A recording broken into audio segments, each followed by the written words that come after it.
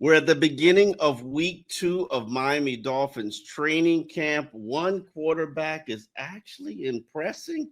Actually, more than one quarterback's impressive, but we didn't expect this one. And we finally hear from Minkah Fitzpatrick, the Dolphins' new starting free safety. Joining me is Isaiah Smalls. Isaiah, Minkah finally ended his silence. I think it's best that we allow the fan base the opportunity to hear from him directly so you can figure out what the silence was all about. And once we come back, we shall address it. I know I haven't addressed the media or posted on social media. One, I'm not a big social media guy. You're going to see me on there, period, point blank. Two, in no way, shape, or form was that an expression of frustration about coming back to Miami. Three, I want to thank the city of Pittsburgh, the fans of Pittsburgh. You guys treated me very well. I enjoyed my time there. I played with some great teammates. It was very unfortunate the way things ended, but it's a part of the business. And I'm extremely excited to be a Miami Dolphin. Again, my silence was not a reflection of how I felt about this team or this organization. I've been here in the building for about a week now, and I'm extremely excited about this season. I think we have a very, very high ceiling. We have a lot of young, hungry, passionate guys, combined with a lot of guys who play a lot of games and have a lot of accolades. So this is an organization that I'm extremely proud to be a part of. And again, my silence was nothing to do with my feelings towards the Dolphins organization. With that being said, I'm not going to take any questions about how the transaction went down. I'm not going to take any questions about Pittsburgh or the previous coaches or anything like that. I would like to respectfully talk about this current situation, this team, my players, my coaches. And I would appreciate it if you would all respect those wishes. That's Minkah. It's pretty consistent with who I've known him as a player in 2018. He addressed all the narratives out there. He let you know he was not talking about any old coaches. Let you know that he appreciated his career at Pittsburgh, wish it wouldn't have ended the way that it did. And then he said, I'm happy to be with the Miami Dolphins. Obviously, those comments came after the Miami Dolphins addressed his situation. Minkah said that the silence came to an end after he learned or got a commitment basically for 2 years. And while the Dolphins did not guarantee any money in 2026, what they did, and it's kind of confusing, so stick with me here, they reversed the order of the contracts. One was for 15.5, the other was for 17 million, and they gave him the 17 million up front, gave him the $2 million extra, gave him, I believe it's something in the neighborhood of $60 million in signing bonus, which means they basically just wrote the check for the entire year this year, stretched out the cap space, and makes it more difficult for them to move on from him next year when he's cheaper at 15.5, which is still a lot for a safety. I said from the very beginning, I needed to see if Minkah still has speed before I give him any money. He showed that was the interception he pulled down on Saturday was probably up there in terms of interception I've seen in terms of him coming from the nickel spot, booking it straight back to the free safety position and plucking the ball out the air. Probably one of the more impressive plays I've ever seen a defensive back make. And keep in mind, I've seen Rashad Jones and I've seen Xavier Howard and I've seen Brent Grimes. So I know what special talent looks like. Am I ready to put Minkah in that conversation? I don't know. But he's a 5-time All-Pro. So what did you think about Minkah's first presentation to the Miami Dolphins fan base? I mean, he seems wise beyond his years a little bit. Like, I had to go look up how old he was, right? And he's a couple years younger than me, right? So I'm like, the way he approached it, that of like a grizzled old veteran. Like I want to call him a 35-year-old after that. Like he pushing 40 after that. But he's always been like that though. He always quiet, watches, picks, and I, I'm not surprised that that's how he presented himself, just because that's how he is. Yeah, but I think we still learned a lot from it, right? We learned one, he wants to be here long term, right? When he was asked about that, he said definitely. He said definitely.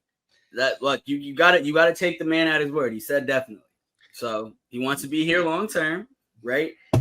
He's excited. He believes, in this pass rush for sure, right? He said that at the end. He said like the key to a good defense is having dogs up front, and they got dogs up front, which will certainly make his job and that of the corners easier.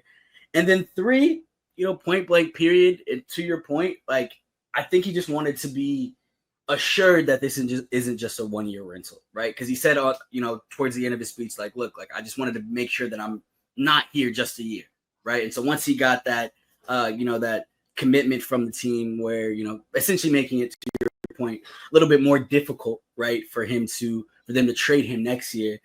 I think that's what broke the silence, right? He said that it had nothing to do with his own happiness and all that stuff, but it was the money thing. I'm going to go out on the limb and say it was the money, right? he said this is a business. It's a business. When you talk about trading from Pittsburgh, it's a business. And football is truly a business. Of course. All of these people who always talk about team. Nah, player, this is a business, homie. If Minkah tears his ACL tomorrow, the Dolphins could walk away from $15.5 million like it was nothing, and move on from the contract. It's a ruthless business. He talked about getting to know his teammates, getting to learn his teammates before he comes out and steps forward as a leader, even though he's already identified as a leader. Of course. He said all the right things. I will say this. Am I certain that Minkah's happy at this very moment? Even after that press conference? Not really. Not really. I think Minkah's more of I need to see it.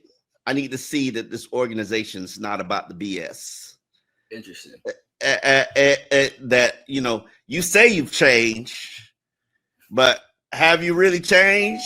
I'm mentioning, I'm thinking about Tyreek at the present moment because, I mean, that's a fair point, right? At the end of the day, the very guy who drafted him, and he's still here, right? The guy he asked for a trade for is, essentially is still here in Chris Greer, right? So, it's Doug. I don't know if Chris Greer had anything to do with the trade. No. I'm saying that, like, when he says I want to trade, he's the guy who executed the trade. Yes, who executed the trade. Is still here, right? So, look, I mean, it's kind of like when if you're going back to an old girlfriend and she's telling you she changed, right? And like, it's like, well, look, the way you walk is still the same. The way you talk is still the same. I need to see more actions, right? To really truly see that you're a different person. And I think the only thing that they have to do that is time, right? Like, time is the only thing that can solve that. So I think we'll learn sooner rather than later how he actually truly feels, whether or not this was a facade. I mean, look, I'm gonna hold him at his word, right, for right now, right? That he's excited to be using the words extremely excited to be a Miami Dolphin, right? And look, I think there's some personal factor, right? You mentioned the other day, and I totally forgot this. His family lives down here, right? His brother goes to St. Thomas, right? So I think it's just, put everything else aside, like just being closer to family is important, right? That's one of the reasons Jalen Ramsey wasn't here in the offseason, because he wanted to be closer to family. He didn't get any closer to family though, in Pittsburgh. But that's a totally different story, totally different conversation. I think, and I have to, you got to take him at his word. Yeah. But ultimately, you know what he said a number of times? It's a business. Business, for sure. And I think Minkah's taken a very business approach to his return to Miami. There was no guaranteed money added to his contract, and that to me is a little bit suspicious. But we'll figure that out.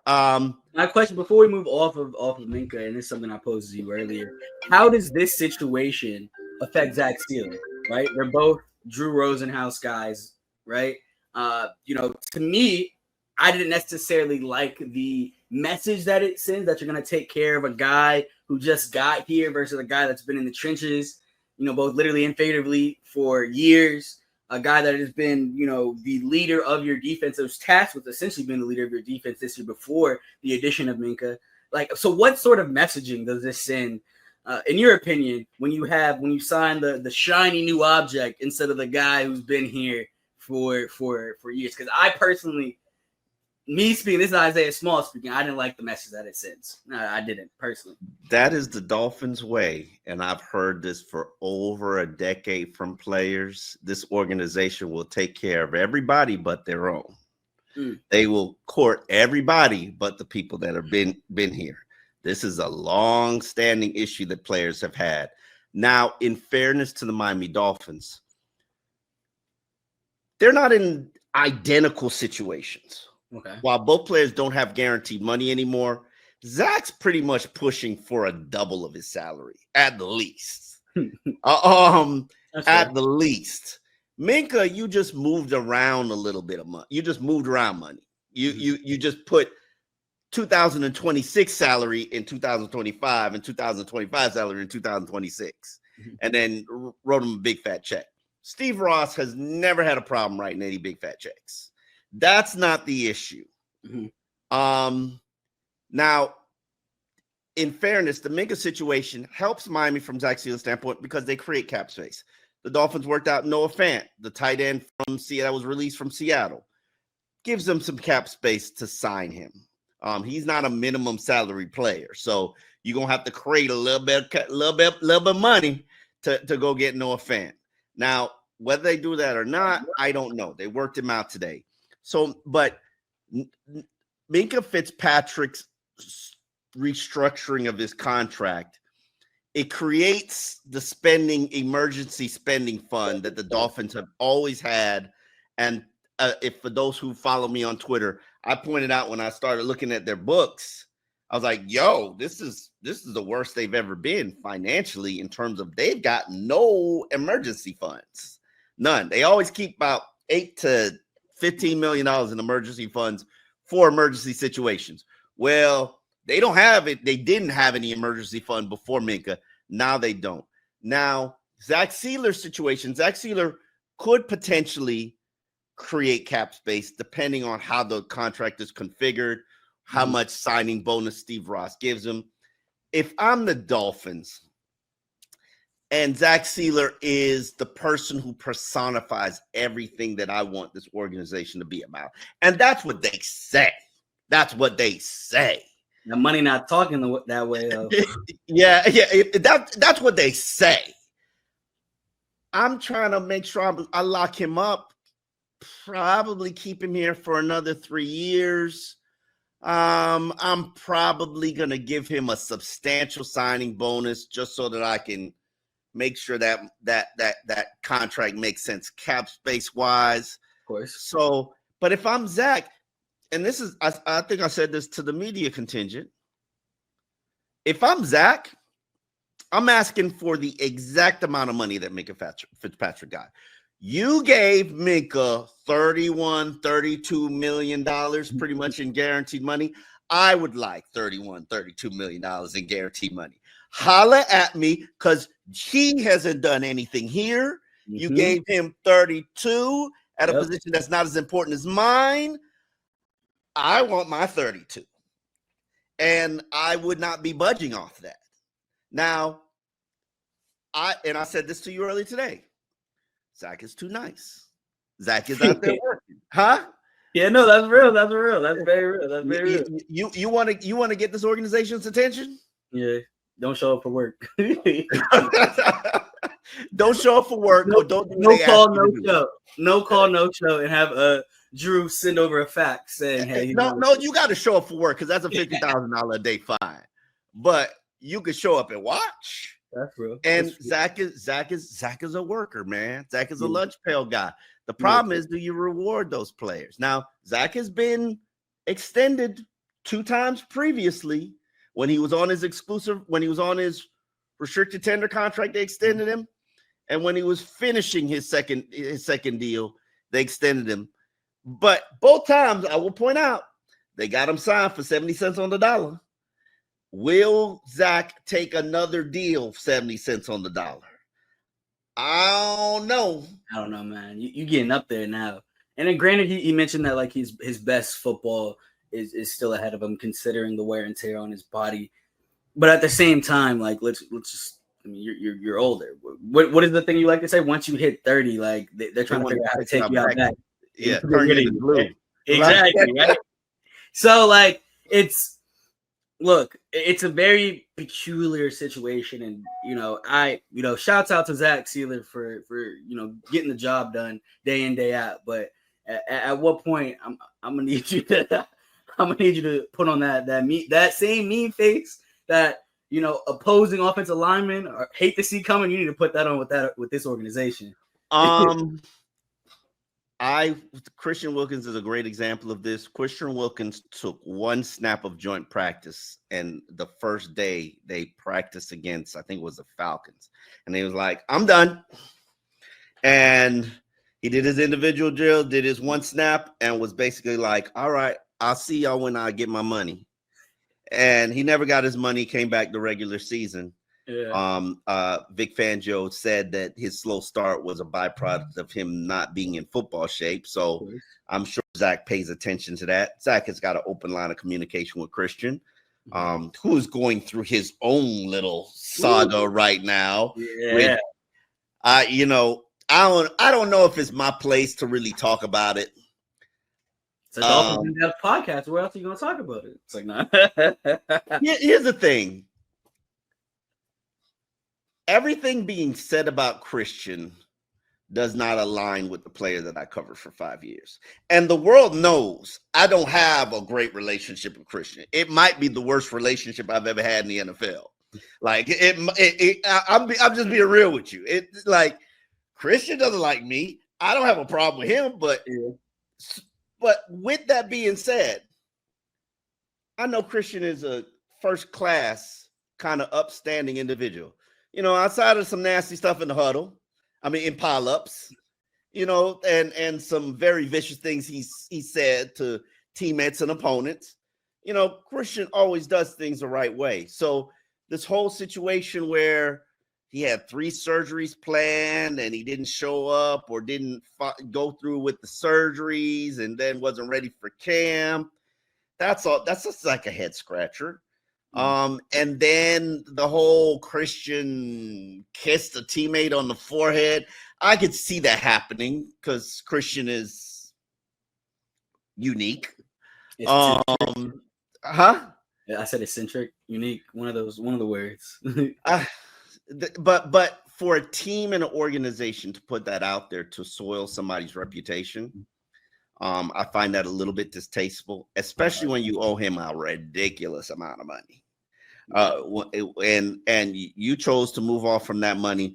This is going to be a very interesting NFLPA fight because if you start to allow teams to escape from paying players their fully guaranteed money, it's a slippery slope from that point. For sure.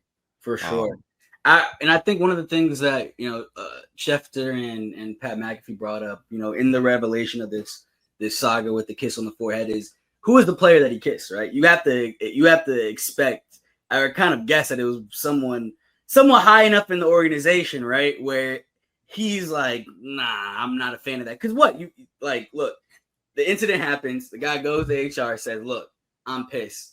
HR? Did they say okay. They specifically used the word HR, which I found hilarious. I did not. They used the word HR? They used HR. Like, yes. Pat McAfee used the word HR. So I'm like, because it makes sense though. Like if he did this to a practice squad player, right?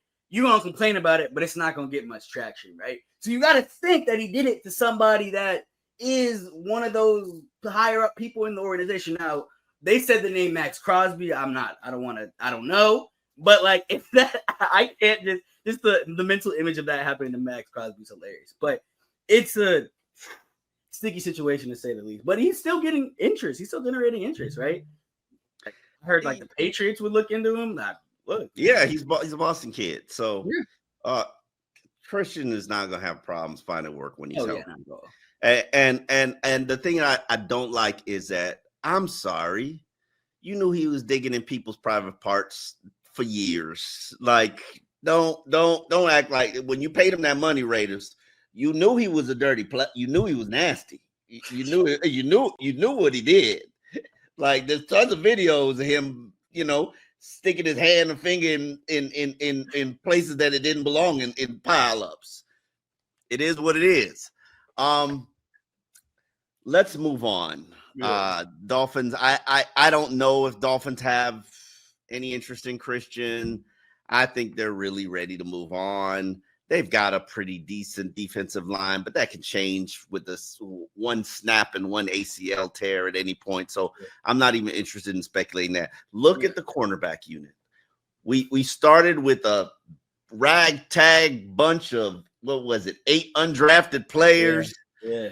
Now you've got some veterans added to the unit in terms of Jack Jones, Mike Hilton, Cornell Armstrong, all in a week because Kader Kohu suffered an injury.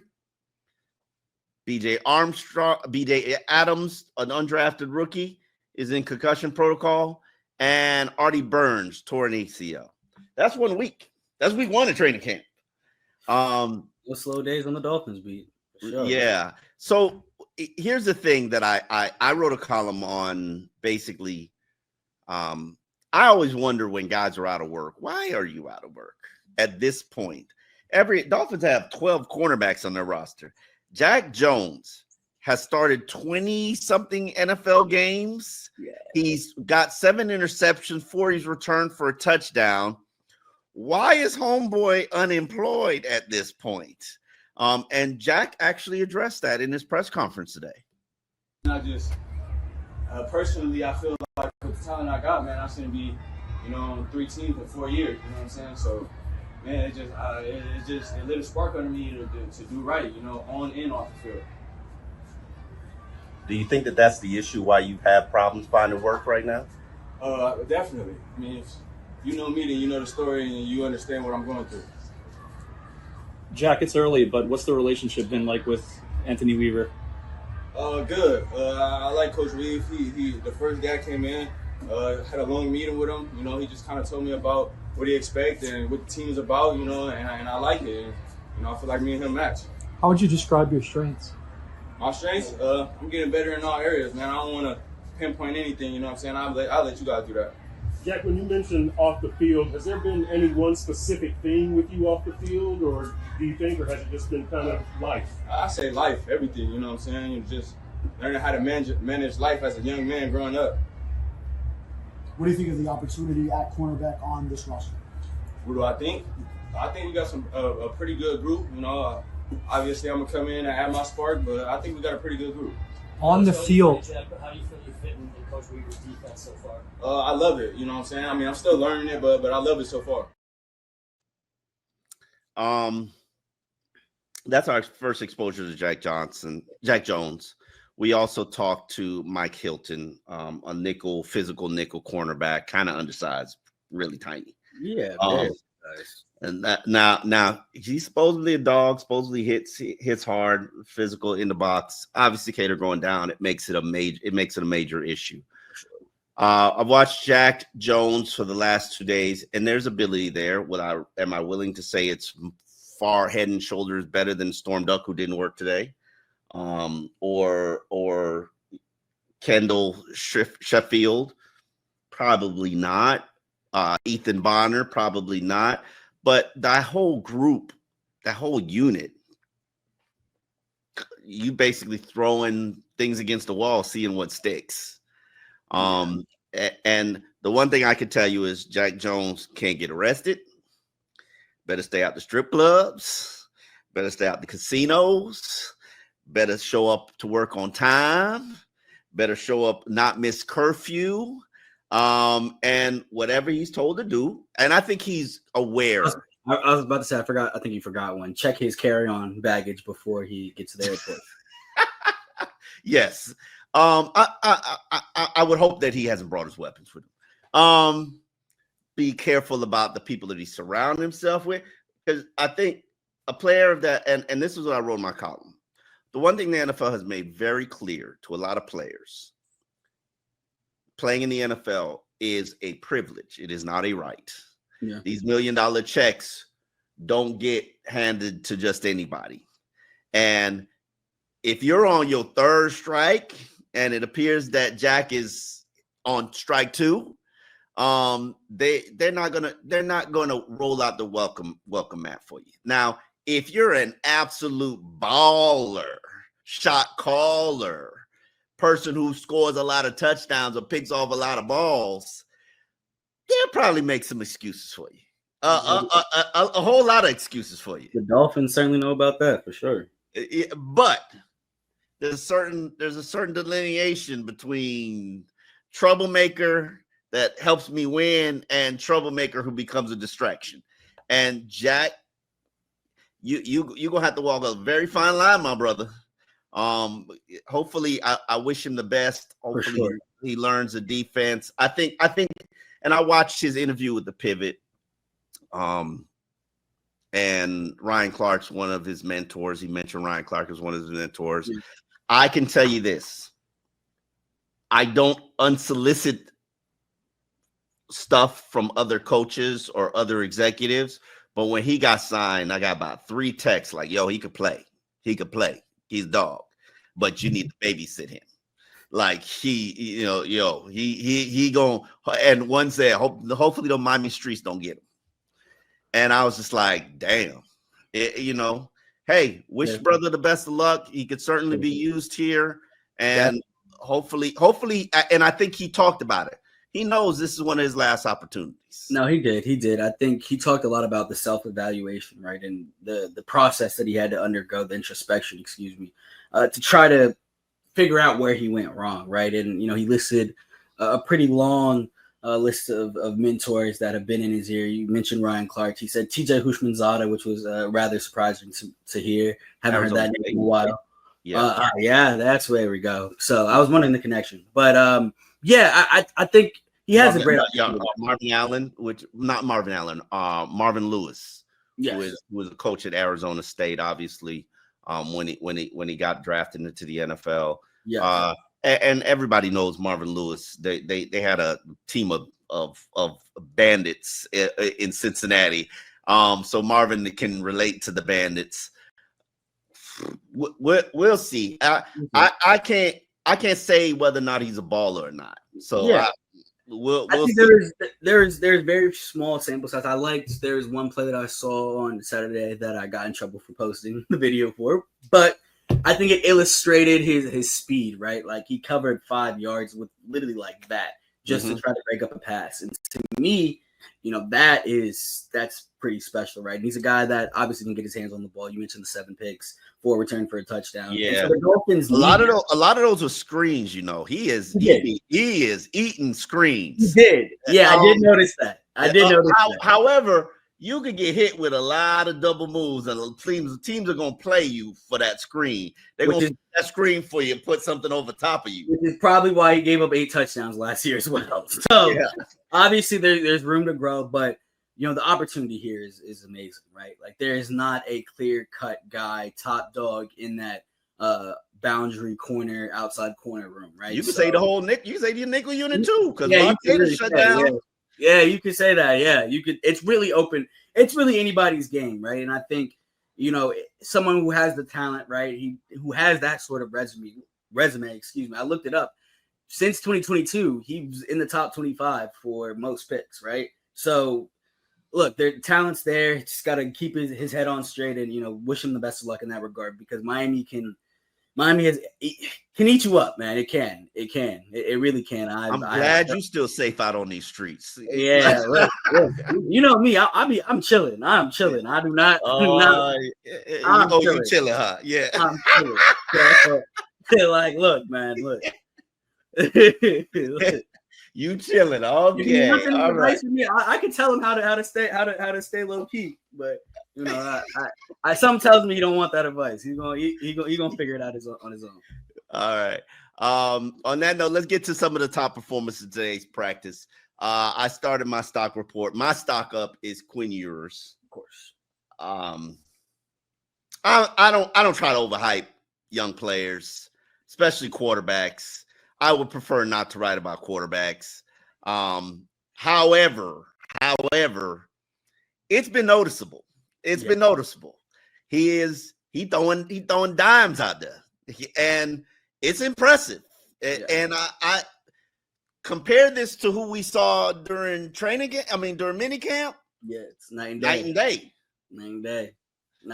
Look, he looked elite in the red zone portion, the second red zone portion of the day. 4 plays, 3 touchdowns. Even the one play that wasn't a touchdown, it was I think he was rolling out to his right, saw the defender in his face and quickly put it in the dirt. So it's still that's good IQ up there, right? So yeah, Tua can't do that. Tua won't do that. I'm just being real. Tua can't. Tua won't. He need to, but he can't, and he won't. But and so that to me is an area of just overall growth, because it's one, it shows that he understands the offense, right? He knows. Hold on. He understands how to play football. No. I think Mike is calling the favorable stuff that he's got. Okay. And why do you think that? Because I know how Mike works, and we asked about him today, so we're clearly looking. Yeah, it's a red zone day. He followed up a hot Saturday. Will he follow up a hot Saturday with a hot Monday? That's the way that his teammates celebrated all those passes. Like Tua was jumping all in his face, celebrating. Okay. And you want to. Mike is always about helping a young player build your confidence. That's true. Okay. And here, young man, I am going to call these plays that I know you like, I know you're comfortable with in this red zone. We're gonna get you some positive buzz. Mike is always about that. You are right. However, one of those passes where he fired it was literally a bullet, got it in between a few defenders' hands. I don't care if he called that play for him. That's a good play. Like that's talent. That's nothing had to do with the play call and blah blah blah. Yeah, he saw a gap. He can throw it. He can throw it. He saw a gap. He said, "I can fit it in there," and he got it there. Yep, that to me is impressive. One of the touchdowns is broken coverage. You know, easy pitch and catch, guy in the corner of the end zone. But that one in particular that's the one I was like, oh, okay, I see you. I always pay attention to who they're working with. Okay. And D. Eskridge had been making Zach and Quinn kind of shine. And then Tanner Connor was working with them too. They were making them kind of shine. Today it was Theo Weiss Jr. Want to give him a special, well, I don't know your number yet, young man, but I do know your name. And like we can continue to do that, and we'll continue to give you your praise and your shout outs, because them third teamers, I ain't really watching that. I'm not really watching for that. But Quinn is making me watch right now. For sure. No, definitely. He looked good. I thought he looked really good on Saturday. I've been saying it since they started, practice. I'm gonna be honest. I've heard people say he had a good day one other day. Yeah. So now let's say, okay, you had 3 good practices in 5. How are you going to build on that? I'm very curious about that. That's another thing, top performer, Chop Robinson. Willie Gay Jr. gave him some praise that I was just like, everybody's giving Chop unsolicited praise. Mm-hmm. And it's a little bit surprising to me, considering he's really not a starter. And Willie Gay basically said that. Like, he's not a starter, but that boy could play. And I see Chop out there doing this thing. Now, my question is, when the pads come on tomorrow, are you still going to be doing your thing? Are you going to be setting that edge? Are you going to be physical? Because it's cool. It's cool to make plays when there's no pads and everybody just playing tippy tap touch football. But let's see what happens when the pads come on. So it'll be interesting to see. Again, offensive line.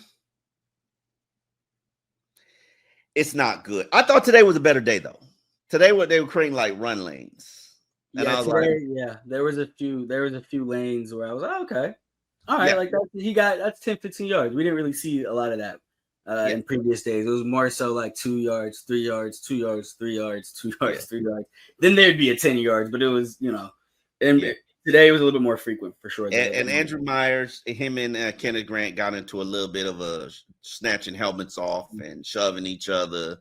I don't know about you, but I love that. I personally love it, especially I wait for pads to come on. I feel you, but two young guys going at it like that. Obviously, Myers realizing the opportunity, before him with no Aaron Brewer right now. Kenneth Grant, KG, that's the first round pick. That's the guy that is not to say untouchable, right? But there's a lot of faith in that man. There's a lot of faith in him. Let me ask you a question. Let me ask you a question, okay? Yeah. Andrew Myers, has he been disappointing so far? No, not at all. No, and I so think we're talking about a third team center that's holding up against a first round pick. Think about it. That's pretty impressive. That's very impressive, honestly. Look, because we saw what happened with the third team center today, and that was bad. I'm not gonna mention any names, but that would not you know who you are. It was bad. It was like 4 straight bobbled snaps. While I'm not happy with where the line is, if Andrew Myers was on the second team line, I'd be okay with that. I'd be perfectly fine with that. Yeah. But you hold on now. He ain't out there getting beat up by Benito Jones and Kenneth Grant. No. And that bodes well for the season, right? Like, because O-line, it's one of those positions where you're gonna lose a guy or two for at least a game, right? So if you have someone like Andrew Meyer who can come in and it's seamless, right? Granted, again, no pads in practice, right? We'll see. We'll see tomorrow. We'll see a lot more. He might get a little payback. That's what I'm saying. Like, I'm sure KG is like, yeah, I'll see you tomorrow. We're gonna see each other again. So I'm like, but just in this small sample size, right? Without Aaron Brewer, who was, arguably the most consistent offensive lineman last year, right? Like, without him, that's kind of where the offense starts, or in terms of the run game, all that stuff. And he was, to me, one of the guys that will be key with getting this offensive line to really gel, right? And so for him to be gone, and there's somebody that I'm trying to think if he actually suited up for any of the games last year. No, Andrew Meyer. I don't think he did. I think he was always same day inactive, right? So for him to make this jump, to me, it's impressive.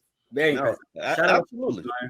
And I'm pretty sure Kenneth Grant is tired of looking up Andrew Myers, like trying to see, you supposed to be doing this. You out here letting this undrafted rookie get the best of you. Yeah, he's probably heard his name a few times immediately. Yeah. That's probably what today was. Yeah, I should have. Yeah, that's definitely what today was. He's heard his name way too many times. You gonna let this undrafted guy do this to you? Yeah. Like, look at him. He don't even need no help. Look at him. You a first round pick. He done heard that. All right.